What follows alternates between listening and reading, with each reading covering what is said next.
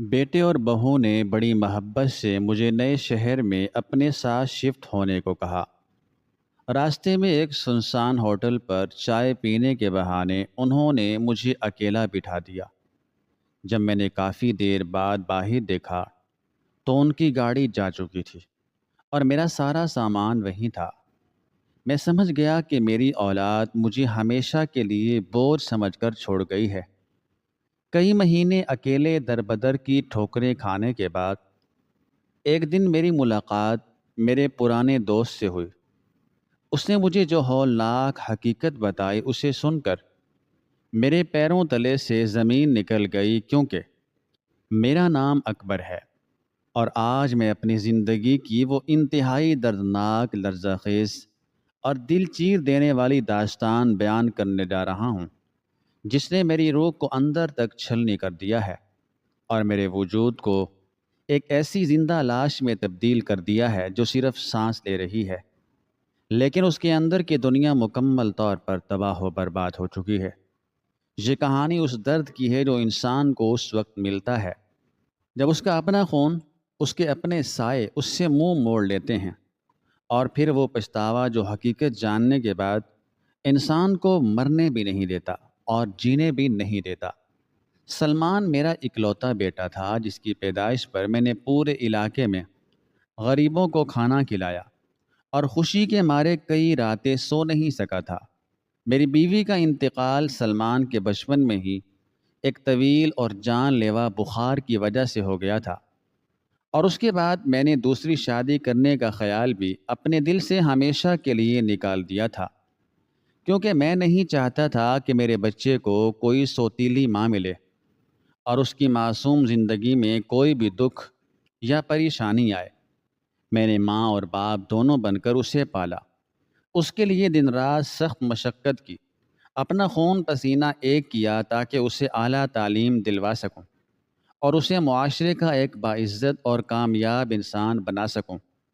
میں نے اپنی جوانی کی تمام خواہشات کو اپنے بیٹے کے مستقبل پر قربان کر دیا۔ میں پرانے اور پھٹے ہوئے کپڑے پہن کر گزارا کر لیتا تھا، لیکن سلمان کی ہر فرمائش کو اس کے ہونٹوں سے نکلنے سے پہلے ہی پورا کر دیتا تھا۔ وہ میرا غرور تھا، میری کل کائنات تھا اور میری آنکھوں کی ٹھنڈک تھا۔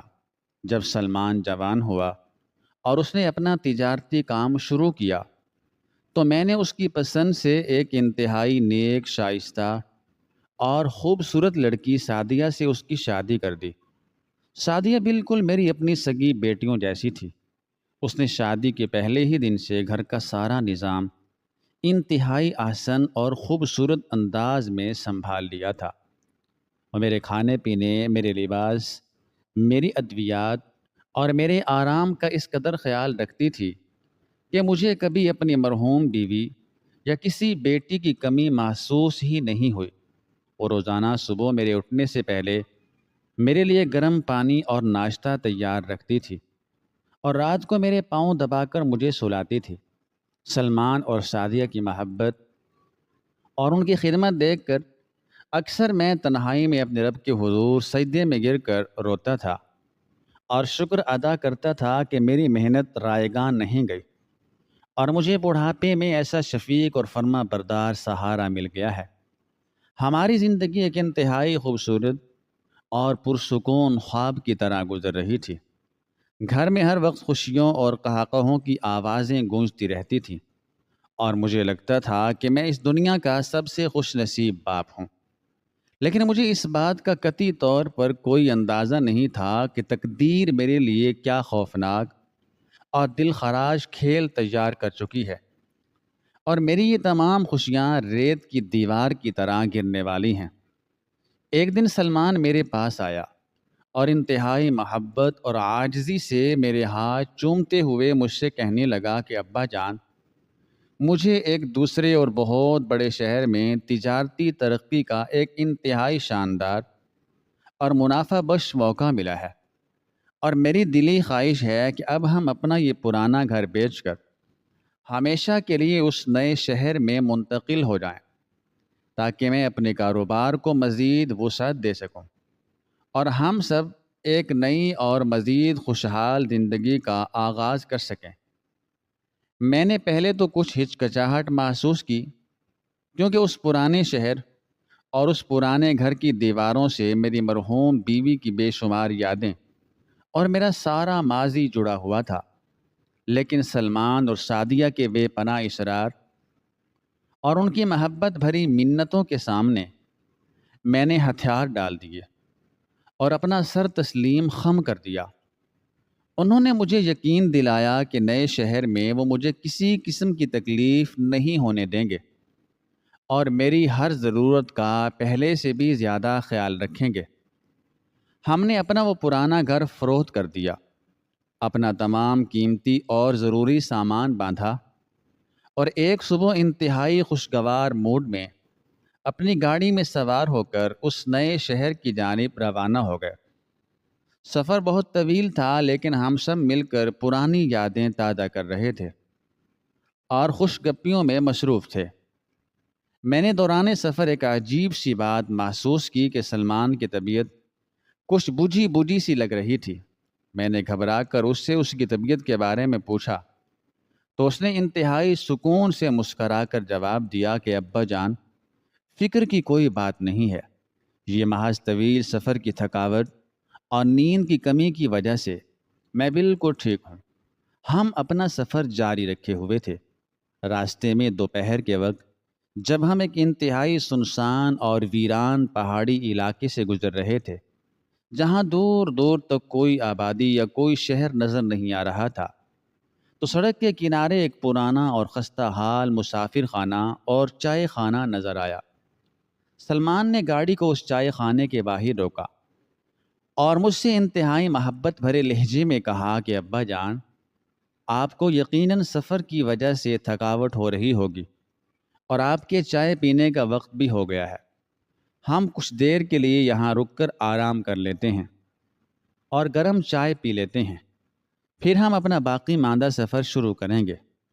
ہم تینوں گاڑی سے اتر کر اس پرانے اور مدھم روشنی والے چائے خانے کے اندر داخل ہو گئے۔ اندر چند ٹوٹی ہوئی کرسیاں اور لکڑی کی پرانی میزیں رکھی ہوئی تھیں اور فضا میں ایک عجیب سی ویرانی اور خاموشی کا راج تھا۔ سلمان نے مجھے ایک کرسی پر بٹھایا اور خود کاؤنٹر پر جا کر چائے کا حکم دیا۔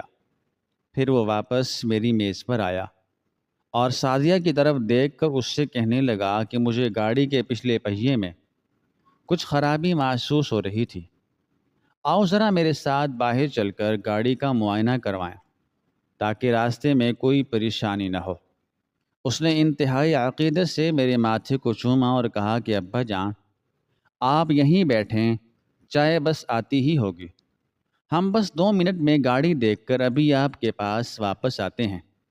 سعدیہ نے بھی میری طرف مسکرا کر دیکھا اور وہ دونوں چائے خانے کے پرانے دروازے سے باہر نکل گئے۔ میں وہاں بیٹھا انتہائی سکون سے ان کا انتظار کرنے لگا۔ کچھ دیر بعد چائے خانے کا ملازم 2 گرم چائے کی پیالیاں لے کر آیا اور میری میز پر رکھ کر چلا گیا۔ میں نے سوچا کہ وہ دونوں ابھی آ جائیں گے تو ہم اکٹھے چائے پئیں گے۔ وقت گزرتا جا رہا تھا، چائے کی پیالیوں سے اٹھتا ہوا دھواں آہستہ آہستہ ختم ہو گیا اور چائے بالکل ٹھنڈی ہو گئی، لیکن سلمان اور سعدیہ واپس نہیں آئے۔ مجھے بیٹھے بیٹھے تقریباً 1 گھنٹہ گزر چکا تھا اور اب میرے دل میں ایک عجیب سی بے چینی، بے قراری، خوف اور گھبراہٹ پیدا ہونے لگی تھی۔ میں نے سوچا تھا کہ شاید گاڑی میں کوئی بڑا مسئلہ نکل آیا ہے، اس لیے انہیں دیر لگ رہی ہے۔ اپنی کمزور ٹانگوں کے سہارے کرسی سے اٹھا اور آہستہ آہستہ چلتا ہوا چائے خانے کے دروازے سے باہر نکلا، لیکن باہر کا منظر دیکھ کر میرے پیروں تلے سے زمین مکمل طور پر کھسک گئی۔ میری آنکھیں حیرت اور صدمے سے پھٹی کی پھٹی رہ گئیں اور میرا سانس میرے حلق میں بری طرح اٹک گیا۔ باہر وہ پوری جگہ بالکل سنسان اور ویران پڑی تھی۔ وہاں نہ تو ہماری وہ گاڑی موجود تھی، نہ میرا وہ اکلوتا بیٹا سلمان تھا اور نہ ہی میری وہ بہو سعدیہ تھی۔ وہاں صرف اڑتی ہوئی دھول اور ایک خوفناک خاموشی تھی۔ میرا تمام تر سامان جو گاڑی کی پچھلی نشست پر رکھا تھا وہ بھی وہیں فرش پر ایک کونے میں پڑا ہوا تھا۔ میں دیوانوں اور پاگلوں کی طرح چاروں طرف بھاگنے لگا۔ میں نے چیخ چیخ کر سلمان اور سعدیہ کے نام پکارے۔ میں نے سڑک کے دونوں اطراف میلوں دور تک اپنی کمزور نگاہوں کو دوڑایا، لیکن دور دور تک ان کا کوئی نام و نشان موجود نہیں تھا۔ میرا دل زور زور سے دھڑک رہا تھا اور میرے دماغ کی رگیں پھٹنے کے قریب پہنچ چکی تھیں۔ مجھے سمجھ نہیں آ رہا تھا کہ آخر یہ سب کیا ہو رہا ہے۔ میں نے چائے خانے کے اس ملازم سے روتے ہوئے پوچھا کہ میرے بچے کہاں گئے ہیں، لیکن اس نے انتہائی بے رخی سے جواب دیا کہ وہ تو کافی دیر پہلے تیزی سے اپنی گاڑی میں بیٹھ کر یہاں سے جا چکے ہیں۔ یہ الفاظ میرے دل پر کسی تیز دھار خنجر کی طرح لگے۔ میں وہیں دھول بھری سڑک پر اپنے گھٹنوں کے بل گر پڑا اور میں نے اپنے دونوں ہاتھوں سے اپنے سر کو پکڑ کر زارو قطار رونا شروع کر دیا۔ میرے ذہن میں ایک ہی انتہائی بھیانک اور خوفناک خیال بار بار ہتھوڑے کی طرح ضرب لگا رہا تھا کہ میری اپنی اولاد، میرے اپنے خون نے مجھے اس سنسان اور ویران جگہ پر دھوکے سے اکیلا چھوڑ دیا ہے۔ مجھے احساس ہوا کہ نئے شہر میں منتقل ہونے کی وہ ساری کہانی، وہ سارا سفر اور چائے پینے کا وہ سارا بہانہ صرف اور صرف مجھے میرے گھر سے نکال کر اس نامعلوم ویرانے میں لاوارث چھوڑنے کی ایک انتہائی سوچی سمجھی اور سفاکانہ سازش تھی۔ میں اپنے بیٹے اور میری اس بہو نے جسے میں اپنی بیٹی سمجھتا تھا، مجھے اپنے لیے ایک بھاری بوجھ سمجھ لیا تھا، اور وہ میری اس ضعیفی اور میری اس مجبوری کا مذاق اڑا کر مجھے مرنے کے لیے اس بے رحم سڑک پر چھوڑ کر ہمیشہ کے لیے فرار ہو گئے تھے۔ میرے آنسو رکنے کا نام نہیں لے رہے تھے۔ میں نے آسمان کی طرف دیکھ کر اپنے رب سے فریاد کی کہ اے میرے مالک، کیا یہی میری اس تمام عمر کی محنت، ان راتوں کی نیندوں اور اس بے پناہ محبت کا صلہ ہے جو میں نے اپنے بیٹے کو دی تھی؟ کیا بوڑھے والدین اپنی ہی اولاد کے لیے اتنے حقیر اور بوجھ بن جاتے ہیں کہ وہ انہیں اس طرح لاوارث کتوں کی طرح سڑکوں پر دھکے کھانے کے لیے چھوڑ دیتے ہیں؟ اس دن کے بعد سے میری زندگی ایک انتہائی دردناک اور نہ ختم ہونے والے عذاب میں تبدیل ہو گئی۔ میں نے اپنا وہ تھوڑا سا سامان اٹھایا اور پاگلوں کی طرح سڑکوں پر بھٹکنے لگا۔ میرا کوئی ٹھکانہ نہیں تھا۔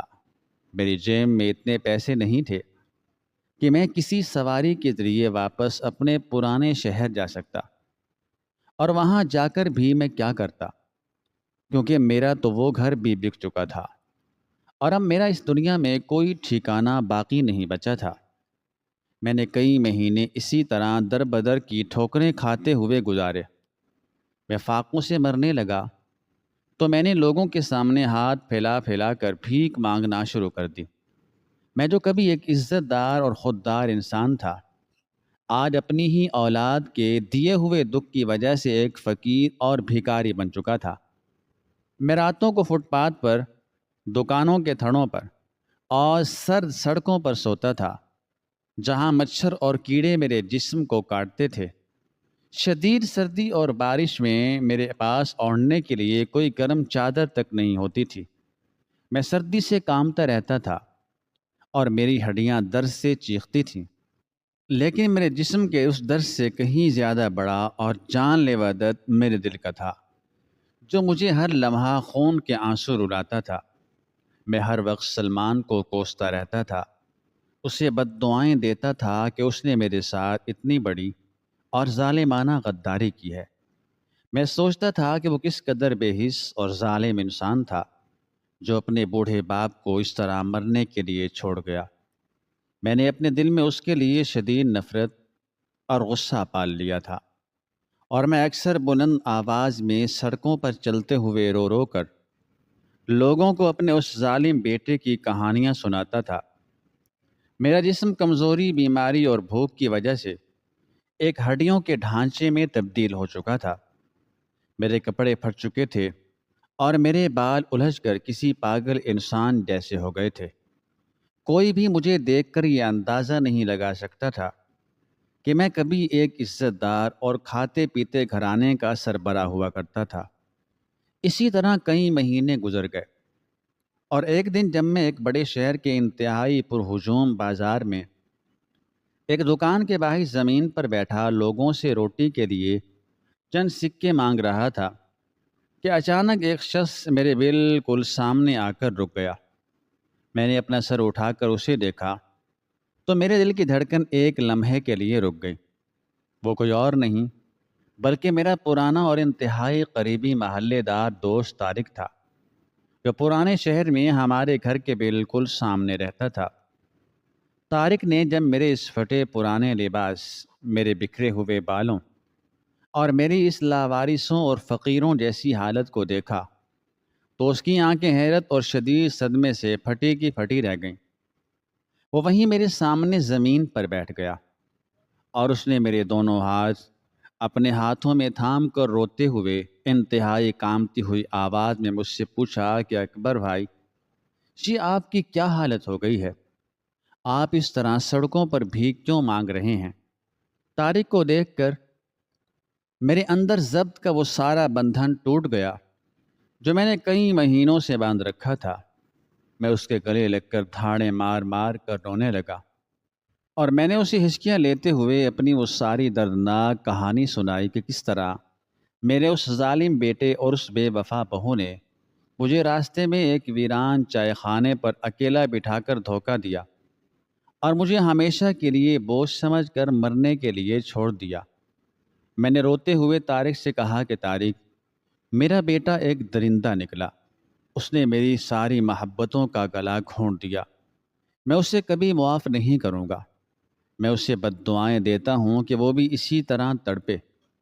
طارق میری یہ ساری باتیں سن کر بالکل بت بن گیا تھا۔ اس کا چہرہ آنسوں سے بھیگ چکا تھا اور وہ مسلسل مجھے دیکھے جا رہا تھا۔ جب میں رو رو کر چپ ہوا تو طارق نے میرے کندھوں کو سختی سے پکڑا اور اس نے اتنی زور سے دھاڑیں مار کر رونا شروع کر دیا کہ بازار سے گزرنے والے لوگ بھی رک کر ہمیں دیکھنے لگے۔ طارق نے روتے ہوئے اپنا سر میرے سینے پر رکھ دیا اور انتہائی دل چیر دینے والی آواز میں مجھ سے کہا کہ اکبر بھائی، آپ اپنے جس معصوم اور فرما بردار بیٹے کو اتنے مہینوں سے بد دعائیں دے رہے ہیں اور اسے ظالم سمجھ کر کوس رہے ہیں، وہ آپ کو بوجھ سمجھ کر چھوڑ کر نہیں بھاگا تھا، بلکہ حقیقت اتنی ہولناک اور اتنی دردناک ہے کہ اسے سن کر آپ کے پیروں تلے سے زمین نکل جائے گی اور آپ کبھی اپنے آپ کو معاف نہیں کر پائیں گے۔ طارق کی یہ الفاظ سن کر میرا رونا ایک دم سے رک گیا اور میرا سارا جسم ایک انجانے خوف سے لرزنے لگا۔ میں نے حیرت اور گھبراہٹ سے پوچھا کہ طارق، تم کیا کہہ رہے ہو؟ اگر اس نے مجھے بوجھ نہیں سمجھا تھا تو وہ مجھے وہاں اکیلا چھوڑ کر کیوں بھاگا تھا؟ طارق نے اپنے آنسو صاف کیے اور مجھے وہ لرزہ خیز اور ہولناک حقیقت بتائی جس نے میرے وجود کو ٹکڑے ٹکڑے کر دیا۔ طارق نے روتے ہوئے بتایا کہ اکبر بھائی، آپ کے بیٹے سلمان کو بلڈ کینسر تھا جو آخری درجے پر تھا۔ وہ پچھلے 1 سال سے اس موذی اور جان لیوا مرض کا شکار تھا اور اس کا سارا جسم اندر سے مکمل طور پر گل چکا تھا۔ ڈاکٹروں نے اسے جواب دے دیا تھا اور اسے بتا دیا تھا کہ اس کے پاس جینے کے لیے صرف چند دن باقی ہیں۔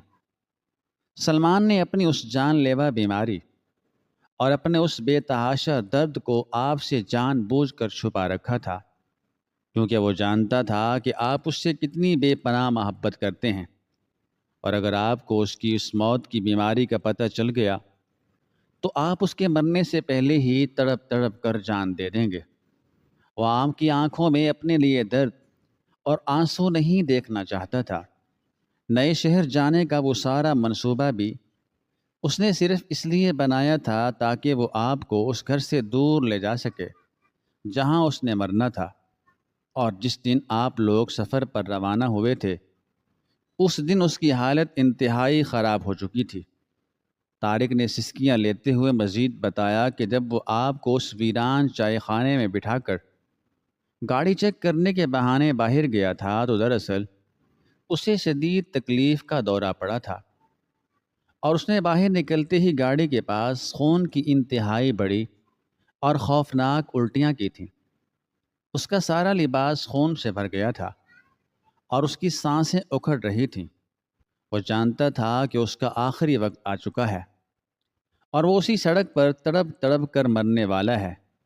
اس نے سعدیہ سے کہا کہ وہ فوراً گاڑی نکالے تاکہ وہ کسی دور کے ہسپتال میں پہنچ سکے۔ وہ کسی بھی صورت میں نہیں چاہتا تھا کہ اس کا بوڑھا اور بیمار باپ اپنے سامنے اپنے جوان بیٹے کو خون کی الٹیاں کرتے اور ایڑیاں رگڑ رگڑ کر مرتے ہوئے دیکھے۔ وہ آپ کو اس قیامت خیز صدمے اور اس بھیانک منظر سے بچانا چاہتا تھا، اس لیے وہ آپ کو اسی چائے خانے میں محفوظ چھوڑ کر تیزی سے گاڑی میں وہاں سے نکل گیا تاکہ وہ آپ کی نظروں سے دور جا کر اپنی جان دے سکے۔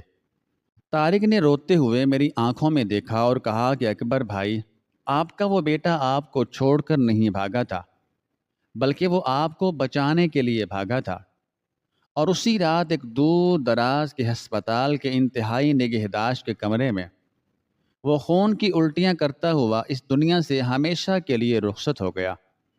اس کی موت کے بعد سعدیہ بالکل پاگل ہو چکی ہے اور وہ اسی پرانے شہر میں اپنے والدین کے گھر ایک زندہ لاش بن کر پڑی ہے، اور آپ پچھلے اتنے مہینوں سے اپنے اس عظیم بیٹے کو ظالم سمجھ کر کوس رہے ہیں، جس نے اپنی موت کی اذیت میں بھی صرف آپ کے سکون اور آپ کے دل کا سوچا تھا۔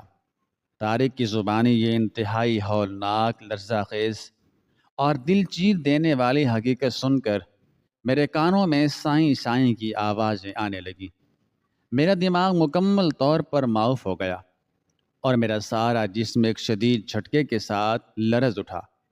مجھے ایسا محسوس ہوا جیسے کسی نے میرے سر پر ایک بہت بڑا پہاڑ گرا دیا ہو اور میری روح کو میرے جسم سے نوچ لیا ہو۔ میں نے اپنے دونوں ہاتھوں سے اپنے سینے کو پیٹنا شروع کر دیا اور میں اس ہجوم بھرے بازار میں آسمان کی طرف منہ کر کے اتنی زوردار اور دردناک چیخ ماری جس نے وہاں موجود ہر انسان کا دل دہلا دیا۔ میں نے اپنے اس معصوم، فرما بردار اور عظیم بیٹے کو اتنی بد دعائیں دی تھیں جس نے اپنے خون کو چھپا کر میرے لیے اپنی جان قربان کر دی تھی۔ میری آنکھوں سے خون کے آنسو بہہ رہے تھے۔ میں زمین پر گر کر تڑپنے لگا۔ میں اپنے گناہوں کی اور اپنی اس بھیانک غلط فہمی کی معافی مانگ رہا تھا، لیکن اب بہت دیر ہو چکی تھی۔ میرا سلمان اس دنیا سے جا چکا تھا اور میں اس کی موت کے وقت اس کے پاس موجود بھی نہیں تھا۔ اس نے تنہائی میں وہ ساری اذیت سہی تاکہ اس کا بوڑھا باپ رو نہ سکے۔ مجھے اب احساس ہو رہا تھا کہ میں نے اس سڑک پر جو تنہائی اور بھوک سہی تھی، وہ اس درد کے سامنے کچھ بھی نہیں تھی جو میرے بیٹے نے میرے لیے سہا تھا۔ طارق مجھے سنبھالنے کی کوشش کر رہا تھا، لیکن میری حالت ایک پاگل اور دیوانے شخص جیسی ہو چکی تھی۔